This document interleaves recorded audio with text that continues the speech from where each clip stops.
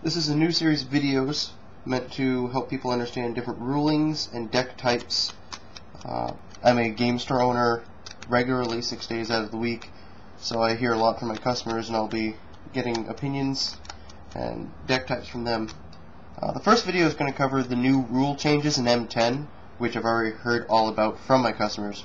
We'll go over the fluff changes first, and then the ones that are actually causing some amount of turmoil at the store. Those cards are going to help me. First off is simultaneous mulligans. What that means is basically you choose whether or not you want to mulligan, you ask your partner if he's going to, and everyone who decides to mulligan does it at the same time. It's not one person goes, then the other person. It's you both choose yes or no, and then you mulligan at the same time. Nothing too big there. Second, they're changing some of the terminology. Coming into play is now basically going to be coming into the battlefield. The deck is the library, discard is graveyard. In play is now the battlefield. That's just to streamline things. Same with cast. Playing a card is now casting a card. Now that's different from a land. A land is still put into play. A spell is cast. No big difference there.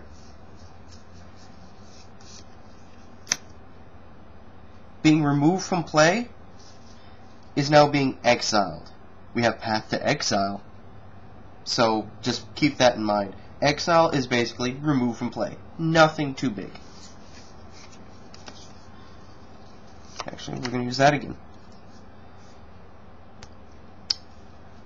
Beginning of the end step.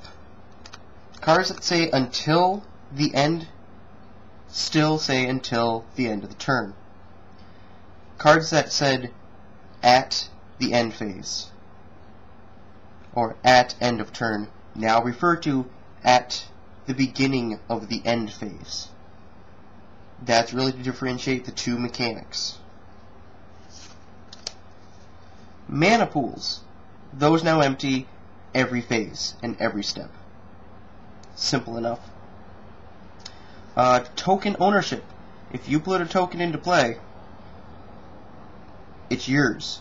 If you put it into play under your opponent's control, they control it.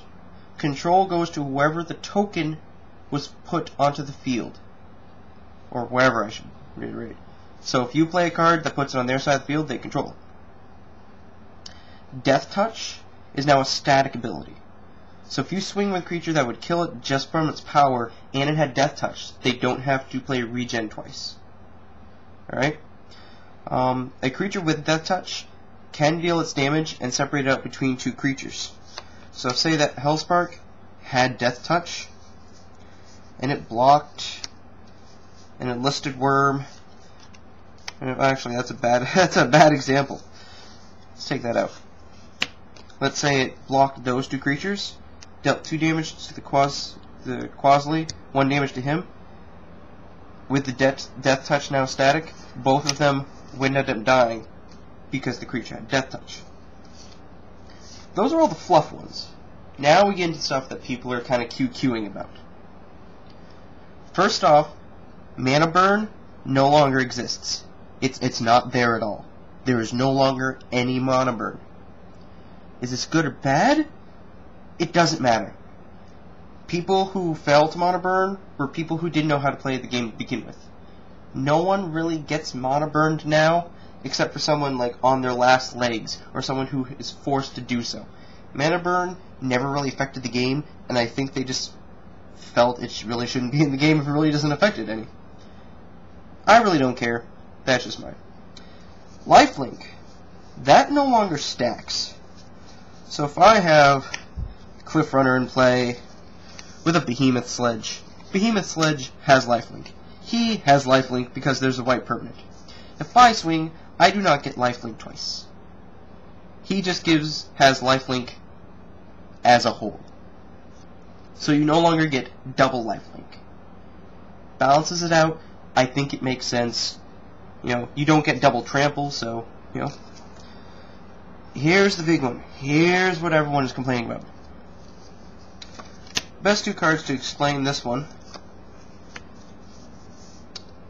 Now in the current game, say I swing with the wonderful little Pride Mage there. Let's say he had that off the side. Say I swing with that. He blocks with Gaddock.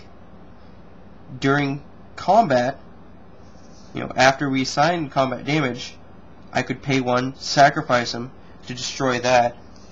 Combat damage is still on the stack, and he would still die. That is no longer the case.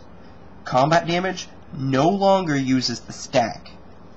What that means, I could block, I could swing, he could block. Before we assign combat damage, say like when he declares blockers, or after he declares blockers before we go into the combat step, before we go into combat damage, I can sack him to blow that up. I can do that. That's no problem. The damage wouldn't hit him though. Now say he swung, I blocked, then I blew that up. It's still blocked. I'm still not going to take that damage. But the Gaddock isn't going to take his damage onto him. This has caused a lot of drama at my store. Mostly because of things like, let's go back to Bile Urgent. You sack him, you deal a damage to something. Or damage to player, I'm sorry. Most people block, deal damage to a creature, maybe kill it, then deal 1 damage. Oh, right, cool. Now it's a bit more balanced. You can't have your cake and eat it too. You have to make that choice. Sacrifice now makes it feel like a sacrifice rather than, an awesome mechanic. It's a sacrifice. You don't get both abilities. That's all that they're introducing in M10 for new abilities, new terms. I'll be posting another video in another couple days about some of the new Magic decks that are seeing play at Nationals, Regionals, talk to some of my customers, see if I can borrow their decks for these videos, and I'll be posting some Yu-Gi-Oh videos as well. Thank you.